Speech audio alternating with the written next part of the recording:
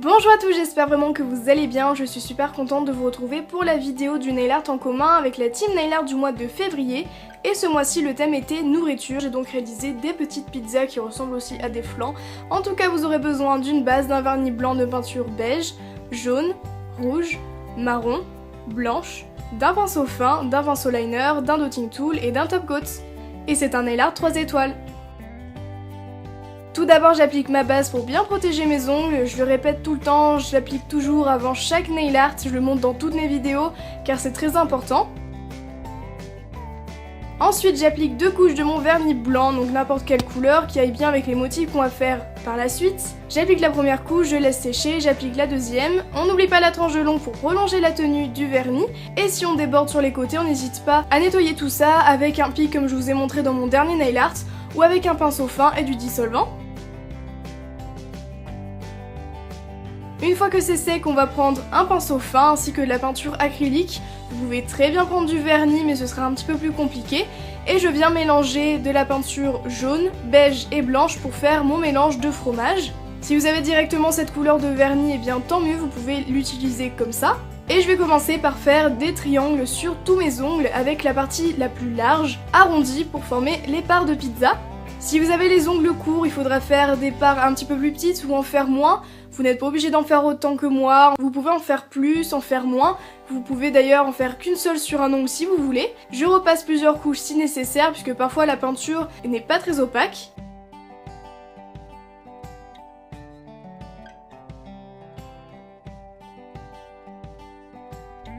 Je prends ma peinture acrylique marron et beige pour pouvoir faire la pâte.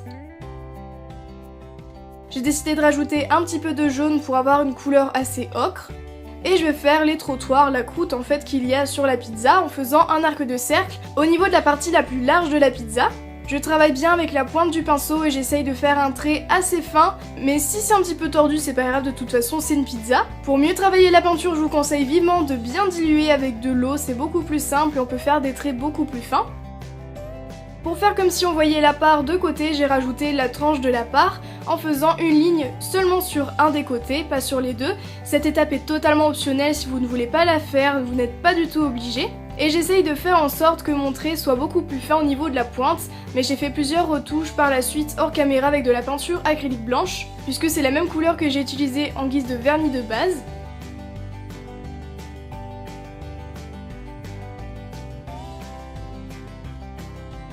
Pour faire la sauce tomate, je mélange la peinture rouge et marron et je viens faire une ligne assez tordue entre la croûte et le fromage.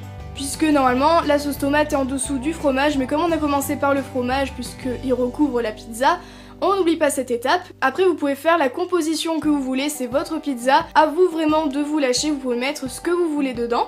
Je travaille toujours avec la pointe du pinceau pour essayer de faire quelque chose d'assez fin, mais si ce n'est pas droit, ce n'est pas grave, c'est de la sauce tomate.